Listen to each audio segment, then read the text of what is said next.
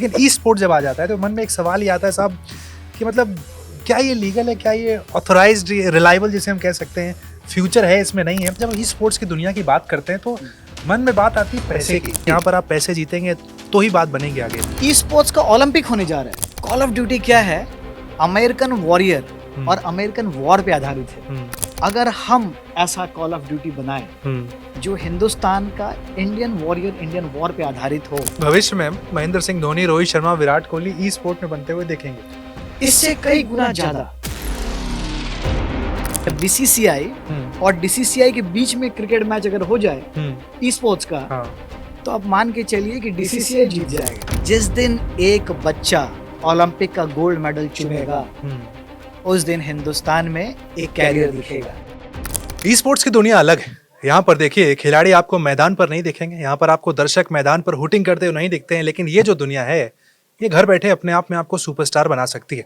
अब तो भारत सरकार भी इस दुनिया को देखिए प्रमोट करने के लिए ऐसे एक तरीके से भारत में एक नया कानून लेकर आई है। उस कानून को भी समझेंगे। हमारे साथ देखिए skill hub online game federation के जो देखिए फाउंडर हैं नंदन झा जी मौजूद हैं हमारे साथ इस पर चर्चा करने के लिए। ग्लोबल ई स्पोर्ट फेडरेशन जो है उसके भी सीनियर एडवाइजर हैं, यानी एक ऐसे शख्स हमारे साथ आज बैठे हैं, मौजूद हैं, जो कि ई स्पोर्ट्स की इस पूरी दुनिया को एक्सप्लोर कर डालेंगे सर। तो चलो, तो बधाई हो आपको, आप सीनियर एडवाइजर आप बने ई स्पोर्ट्स की दुनिया के। पहले तो मैं चाहूंगा कि देखिए जो आप यहाँ देख रहे हैं, स्पोर्ट्स नेक्स्ट के लोगो दिख रहे हैं, पिच दिख रही है, स्टेडियम दिख रहा है। आदत स्पोर्ट्स के लोगों को यही है, देखने की है, एक्सप्लोर करने की है। लेकिन ई स्पोर्ट जब आ जाता है तो मन में एक सवाल ही आता है साहब कि मतलब क्या ये लीगल है, क्या ये ऑथोराइज्ड, रिलायबल जिसे हम कह सकते हैं, फ्यूचर है इसमें, नहीं है। पहले तो मैं चाहूंगा एक ब्रीफ में दर्शकों को जरा ई स्पोर्ट्स की एक डेफिनेशन समझा दीजिए, आपके हिसाब से क्या है। धन्यवाद। सबसे पहले तो मैं आपका और IBN न्यूज़ का, स्पोर्ट्स नेक्स्ट का धन्यवाद देना चाहूँगा कि ये जो समय चल रहा है और ये जो एरा चल रहा है जी, जिस तरह से भारत सरकार, प्रधानमंत्री और ये गवर्नमेंट 20 अगस्त को जो सीधा लोकसभा में एक बिल लेके आई और लोकसभा से पास करा के राज्यसभा लेके गई और उसके बाद राष्ट्रपति की मुहर लगाकर वो लॉ बना और इमीडिएटली अभी न्यू स्पोर्ट्स पॉलिसी आई। इस सब में एक बात बहुत स्पष्ट हुआ कि सरकार ई स्पोर्ट्स को लेके ऑनलाइन गेम्स में जो वीडियो गेम है ऐसे ई स्पोर्ट्स को लेके वो बहुत सजग है और सरकार इस पर एक लंबी पारी खेलना चाहती है जी। क्योंकि सरकार को भी, जैसे आपने कहा, एक संभावना दिख रही है कि हमारे देश में अमूमन अगर एक रिकॉर्ड रखें तो करीब 60 करोड़ लोग डायरेक्ट और इनडायरेक्ट ये ई स्पोर्ट्स से जुड़े हुए हैं। बड़ा नंबर है, बड़ा मतलब आधी आबादी है। और ये लोग कौन है? इसमें आप देखेंगे कि मतलब मेरा बच्चा भी खेलता है, मैं भी खेलता हूँ और मेरे फादर इन लॉ हैं, वो भी खेलते हैं। मतलब कोई रिटायरमेंट जैसी एज नहीं है इसमें। हाँ, क्योंकि अगर और इसमें कोई पैरा ओलंपिक नहीं है और इसमें कोई ओलंपिक नहीं है। अभी एक फीफा का एक टूर्नामेंट चल रहा था और उसमें इंडियन व्हील चेयर क्रिकेट के कैप्टन को मैं लेके गया था। ओके। और जब वो फीफा कप देख रहे थे कि 2 फाइनल प्लेयर खेल रहे थे और हमको देखने का मौका मिला, तो उन्होंने कहा तो ये तो मैं भी खेल सकता हूँ। हाथ चल रहे हैं, दिमाग चल रहा है, बस एक पाँव नहीं चल रहा है। ठीक है। इसमें ई स्पोर्ट्स का इसमें कोई प्रॉब्लम नहीं है। तो Olympic and para Olympic e sports में बराबर है। ठीक है। और मैं आपको विश्वास दिलाता हूँ कि जिस दिन इन दोनों के बीच का मैच हो जाएगा या बीसीसीआई और डीसीसीआई के बीच में क्रिकेट मैच अगर हो जाए ई स्पोर्ट्स का, तो आप मान के चलिए कि डीसीसीआई जीत जाएगा। ये बहुत इंटरेस्टिंग कन्वर्सेशन है। देखिए आपने यहाँ पे जो एक तुलनात्मक तौर पर कहा है कि बीसीसीआई और डीसीसीआई के बीच अगर मैच हो जाए, लेकिन सर देखिए कहीं ना कहीं एक सवाल आता है जब ई स्पोर्ट्स की दुनिया की बात करते हैं तो मन में बात आती है पैसे की। जी। ऐसा लगता है कि साहब ये खेल सिर्फ जुआ, एक वर्ड जिसके लिए यूज किया जाता है कि यहाँ पर आप पैसे जीतेंगे तो ही बात बनेगी आगे। मुझे याद है प्रधानमंत्री नरेंद्र मोदी जी का भी जो स्टेटमेंट था कि गैम्बलिंग और गेमिंग, उन्होंने कहा 2 अलग अलग चीजें हैं, हम इसी पर अब काम कर रहे हैं। जी। लेकिन जैसे आपका फेडरेशन है और अभी ई स्पोर्ट्स पर काम कर रहा है, बात जब पैसे की आती है तो वो जो जुए वाला फैक्टर है उसे आप कैसे देखते हैं, उसे कैसे निकालेंगे? ये एक नेगेटिव फैक्टर आप मानते हैं? नहीं, ई स्पोर्ट्स में तो बिल्कुल जुआ है ही नहीं। अच्छा। What is e sports?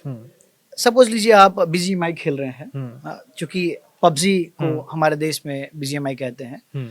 सो जैसे जो गैम्बलिंग सरकार कहती थी वो भी गैम्बलिंग नहीं था एक्चुअली। जो गैम्बलिंग कह रहे हैं, गैम्बलिंग होता है जब आप किसी चीज पे पैसा लगाना शुरू करते हो ये सोच के कि आगे बढ़ता रहेगा। ठीक है।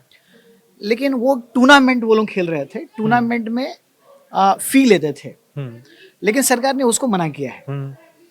ये जो है ये टूर्नामेंट है, इसमें फी लेते हैं मगर प्राइज में कोई मनी नहीं मिलता। नहीं, जो सरकार ने मना किया ये हेल्प करेगा इससे ग्रो करने में, या फिर एक ही डिमोटिवेशन फैक्टर जाएगा?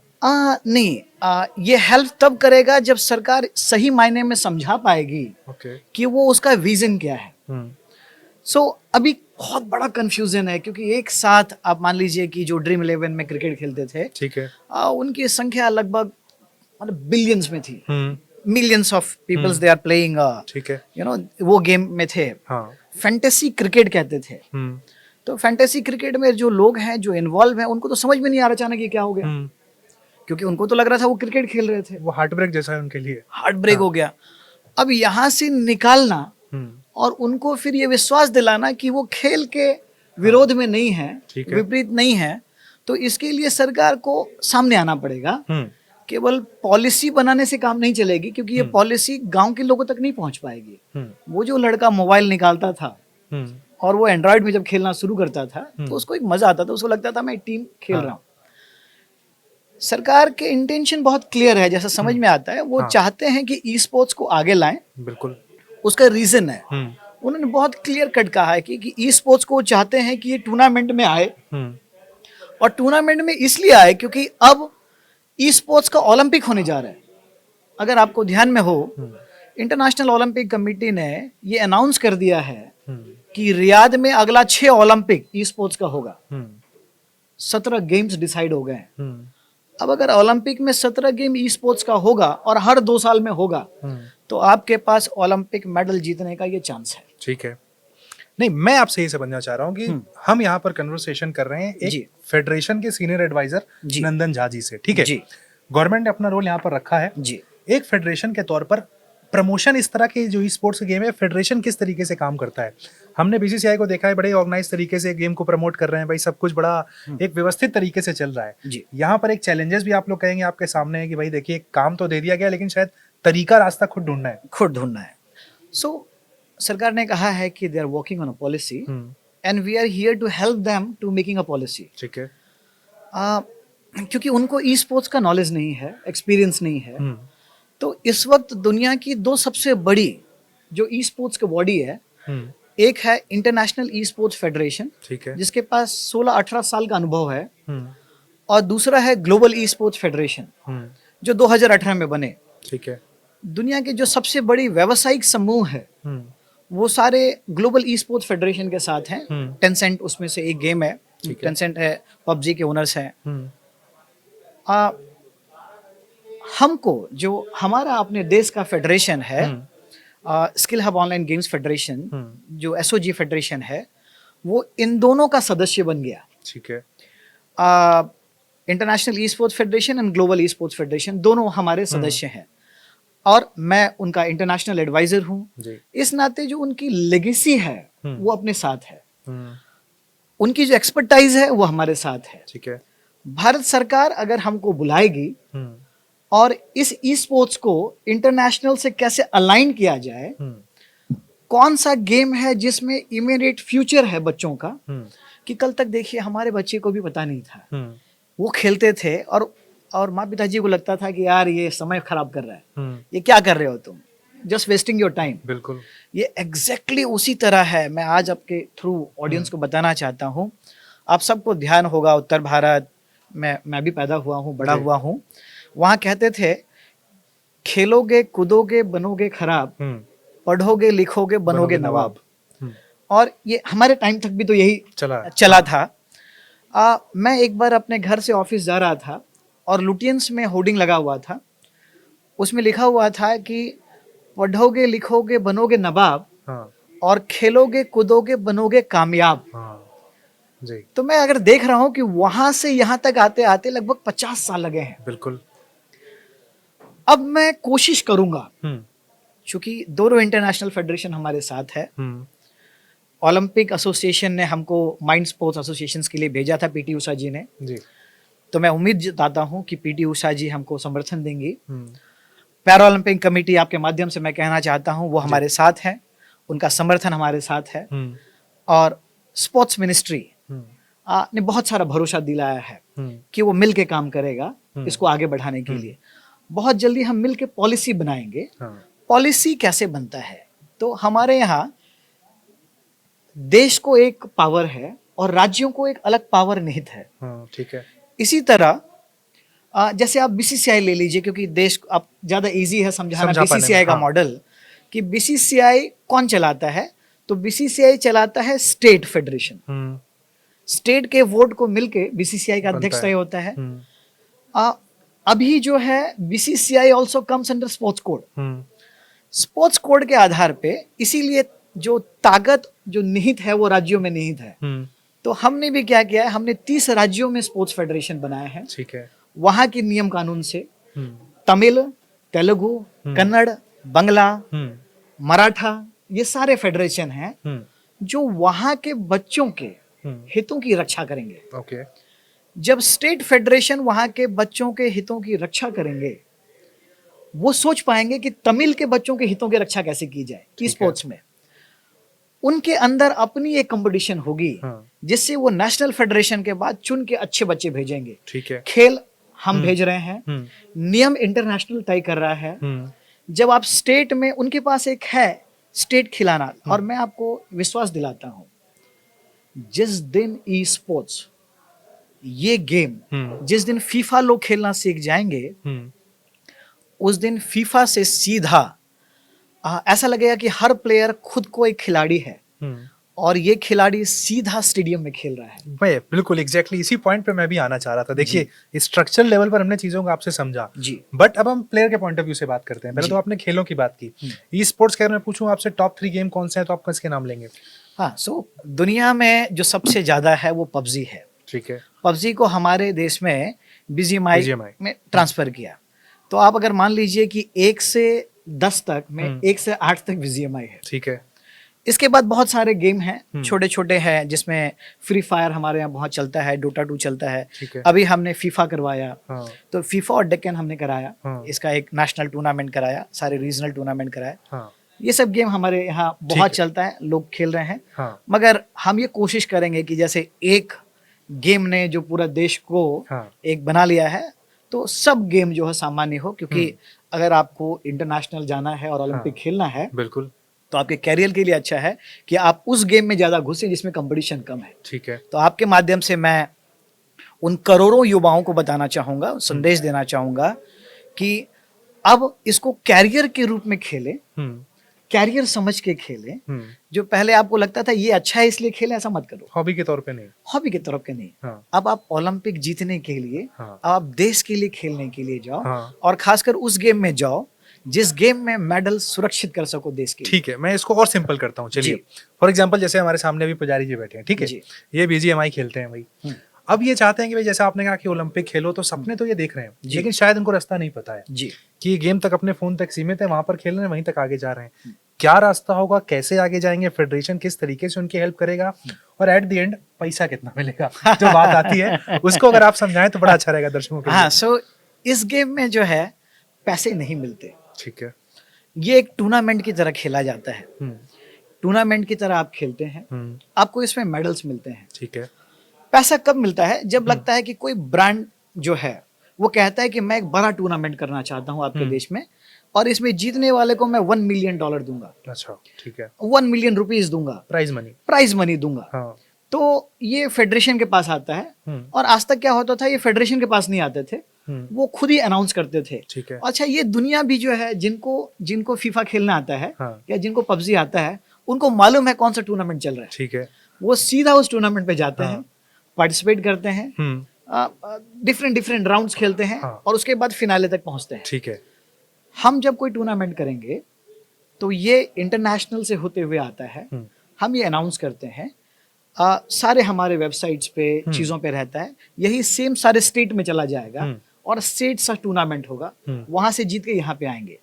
सो प्राइज मनी जो है वो जैसे ओलंपिक खेलने के लिए आप जा रहे हैं तो आप प्राइज के लिए नहीं खेलते, ठीक है। आप मेडल के लिए खेलते हैं। तो अब आप उस गेम में खेलने जा रहे हो जिसमें 60 करोड़ लोग खेल रहे हैं। यहाँ से आपको आगे बढ़ना है और आपको रियल ओलंपिक मेडल जीतना है। ठीक है। अभी तक हमारे देश में ऐसा कोई बड़ा गेम और हमारी गेम ऐसी कोई डेवलपर्स नहीं आ पाए कि हमारा गेम ओलंपिक में आए।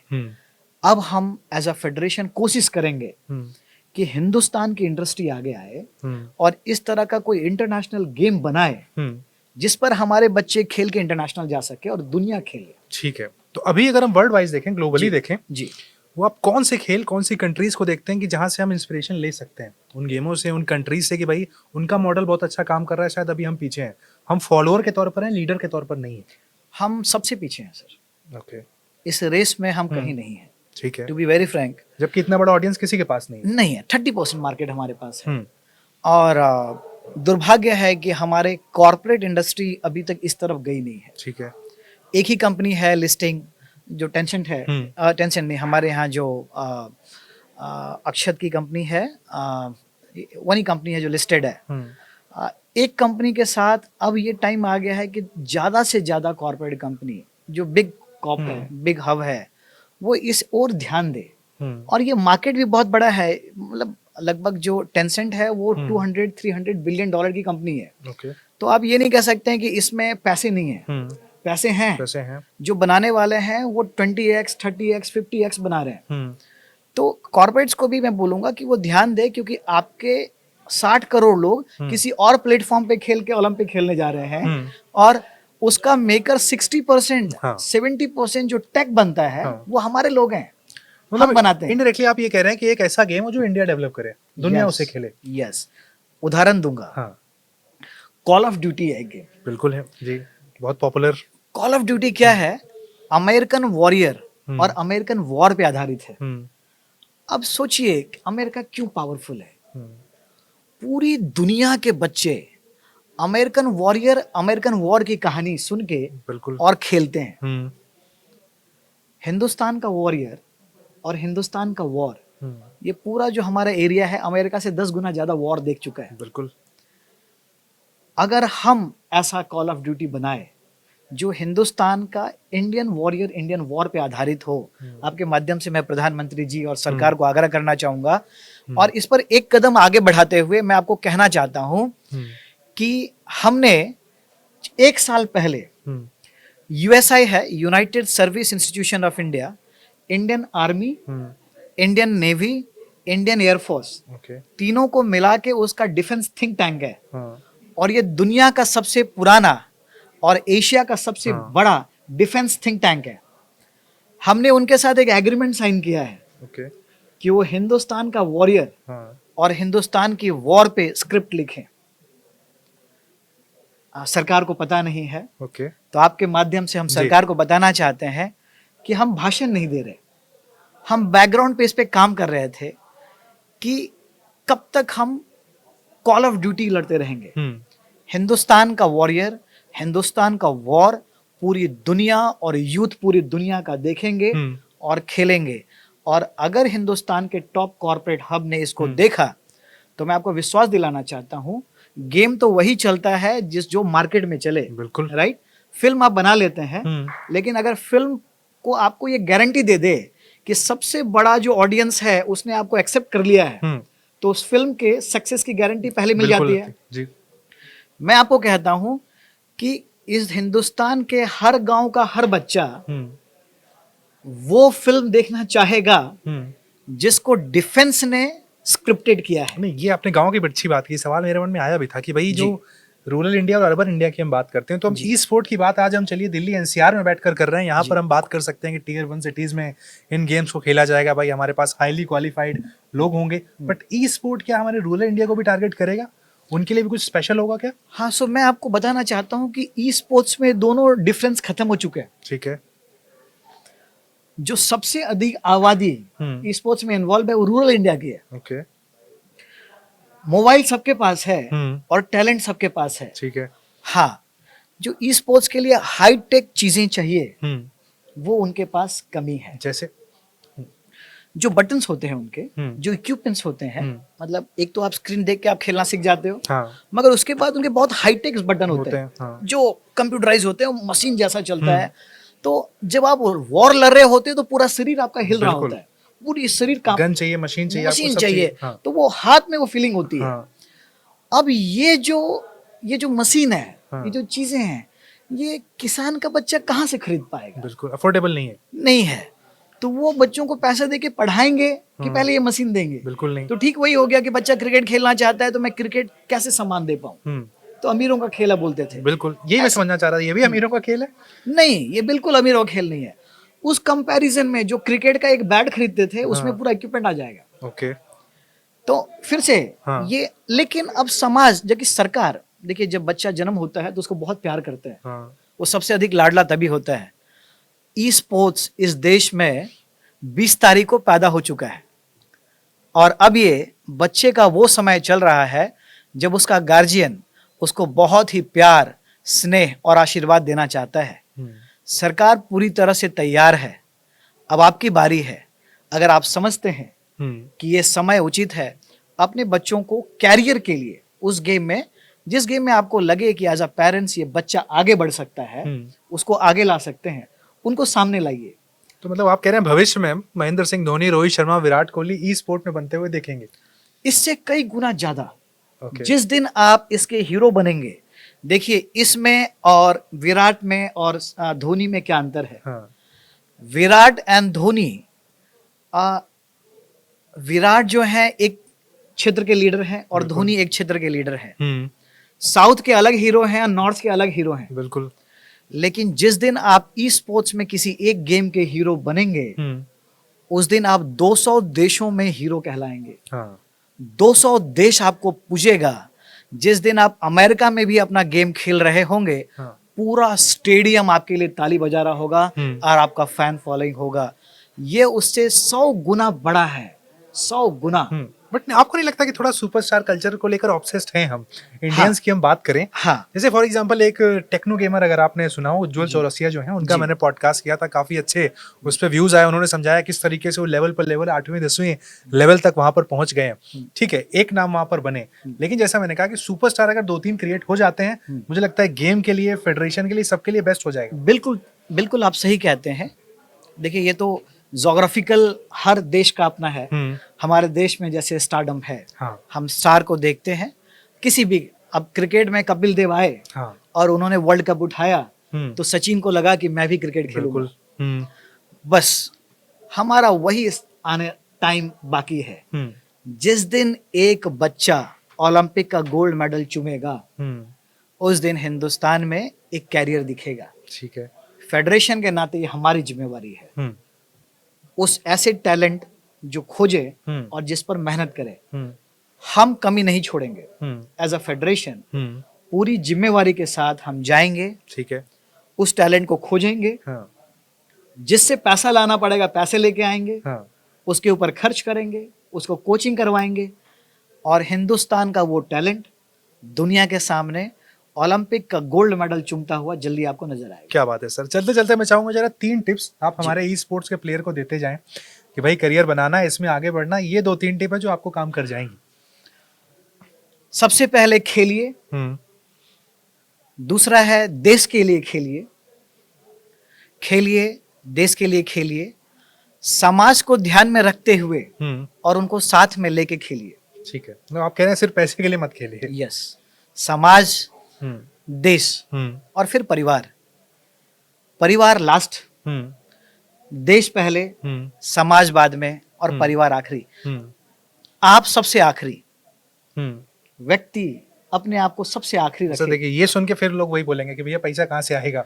वो कहेंगे करियर अगर मैं बनाऊं तो फिर मुझे एक फिक्स इनकम चाहिए जो मेरे पास आती रहे, ताकि मैं लगातार, आप जो कह रहे हैं, रिसोर्सेज से अपडेट करता रहूं। जिस दिन आप इस ड्रीम के पीछे जाओगे, हाँ, कि देश को ओलंपिक दिलाना है, हाँ, उस दिन आप ध्यान रखिए कि ये पैसा कितना है। ये पैसा उतना है, मैंने कहा कि ये एक देश नहीं है, ये 200 देश के हीरो बनने वाले हैं। ये सारे ब्रांड आपके पीछे भागेंगे। ठीक है।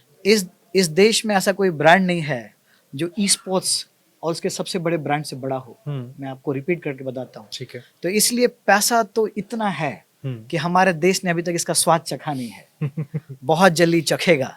लेकिन इसके लिए आपको वो करना पड़ेगा जो मैं कह रहा हूँ जी।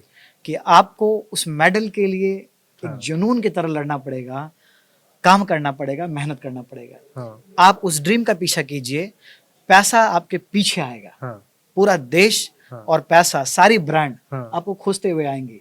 ये किसी भी ब्रांड से बड़ा ब्रांड होगा। सर, आपको कैसे ये इंस्पिरेशन आई ई स्पोर्ट्स की दुनिया में जाने की? क्योंकि जितना मैं समझ पाया हूँ, जो हम आपसे चेन्नई में मिले थे, दर्शकों को बता दूं कि चेन्नई में एक हम रूबरू हुए थे, एक जबरदस्त एसओजीएफ का वहाँ पर इवेंट हुआ, बड़ा ग्रैंड इवेंट था वहाँ पर, करता धरता उसके यहीं पर हैं। उनसे हमने चर्चा की थी, जानने की कोशिश की थी कि भैया आप कहाँ से ई स्पोर्ट्स की दुनिया में आए, क्योंकि जितना मैं समझ पाया हूँ शुरुआत तो देखिए क्रिकेट वो गिल्ली डंडा से ही हुई होगी। बिल्कुल ठीक है। फिर इस दुनिया में कैसे अट्रैक्ट हो गए आप? आज भी मैं क्रिकेट खेलता हूँ। हाँ। ये तो बहुत हॉबी है। मुझे लगता है कि हिंदुस्तान में आधे लोग तो खेलते होंगे। बिल्कुल। उसमें मैं भी वो भी क्रिकेट खेला। आप कह रहे नहीं, मतलब फिजिकल क्रिकेट खेलने पे, मोबाइल क्रिकेट अभी तक नहीं आया मुझे। अच्छा। जो ई स्पोर्ट्स है उसमें चेस, जैसे मैं इम्जा का प्रेसिडेंट बन गया जी। तो इम्जा का पहले मैं सदस्य था, फिर Imja international mind sports association, बता दूं जो इम्जा है वो 9 इंटरनेशनल स्पोर्ट्स, जिसमें चेस है, जिसमें ब्रिज है। तो चेस अभी इंटरनेशनल ओलंपिक कमेटी ने उसको एक्सेप्ट किया। ब्रिज जो है बहुत समय से इंटरनेशनल ओलंपिक कमेटी का वो सदस्य है, उसको रिकॉग्नाइज किया हुआ है इंटरनेशनल ओलंपिक कमेटी ने। चेस को अभी रिकॉग्नाइज किया, ISF इसका पार्ट है, गो इसका पार्ट है। मैं इम्जा का द फर्स्ट इंडियन, ऐसा मुझे मौका मिल पाया जो 9 इंटरनेशनल फेडरेशंस का umbrella body, international mind sports association, उसका मैं प्रेसिडेंट बन पाया। Okay. E sports, international e sports हमारा पार्ट था। ऑनलाइन गेम्स को बचाने के लिए और ई स्पोर्ट्स को आगे लाने के लिए ये मुझे 2 साल पहले ऐसा मौका मिला कि लोग ई स्पोर्ट्स को लिए, और ऐसे हम सब साथ में आए कि चेस के लिए बहुत सारी टीम है, ऑनलाइन चेस नहीं है। जबकि अभी रियाद में ऑनलाइन चेस में हमारा बच्चा कप लेके आया है, मेडल जीता है। संभावनाएं अनंत थी, फेडरेशन नहीं था। तो शुरुआत की, और शुरुआत करते हुए जिस तरह सरकार एग्रेसिव हुई है, हमको लगा कि 2 साल पहले नहीं, हमको बहुत पहले शुरुआत कर देनी चाहिए थी जी। बस ऐसी शुरुआत हुई। आ गया, पहले इंटरनेशनल गया, अब देश आ गया। बट खुशी भी है देश में। मैंने देखा कि जो बैन यहाँ पर लगाया, कई लोग ये भी कह रहे हैं कि बहुत जरूरत थी इसकी। जी, जो सालों से चल रहा था, अब सही किया सरकार ने। तो एक पक्ष ये भी कह रहा है। ये बिल्कुल ठीक है। देखिए, हर एक सिक्के की 2 पहलू होती है। आप कौन सी पहलू देखते हैं वो आप पे है। तो मैंने आपको कहा कि हम खेलने वाला दुखी है, नहीं खेलने वाला खुश है, ऐसा कह सकते हैं? ये तो वही लोग बता पाएंगे। पॉजिटिव पक्ष ये है कि इससे जो भ्रामक थी कि ई स्पोर्ट्स और इसमें, अब ई स्पोर्ट्स आगे बढ़ पाएगा, और सरकार अब सामने से आके हेल्प करने को तैयार है ई स्पोर्ट्स में। तो सरकार का जो एग्रेशन है फॉर हेल्पिंग, ये बहुत पॉजिटिव पक्ष है। पॉजिटिव पक्ष है कि अब जो आप कह रहे थे कि ये जो था कि ये है कि ये है, ये गैम्बलिंग है कि ये, अब बिल्कुल नहीं है, क्लियर है। अब जो आप खेलेंगे वो स्पोर्ट्स है, वो गेमिंग है, गैम्बलिंग नहीं है। गेमिंग है, गैम्बलिंग नहीं। यही हमारा नारा था। हाँ जी, गेमिंग नॉट गैम्बलिंग जी।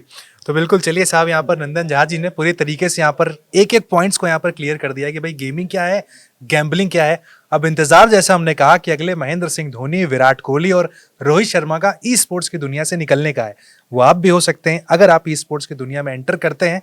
इस पॉडकास्ट को अगर आप देखें तो उम्मीद करते हैं जरूर आपको यहाँ पर मदद मिलेगी ई स्पोर्ट्स की दुनिया में अपने करियर को आगे बढ़ाने के लिए।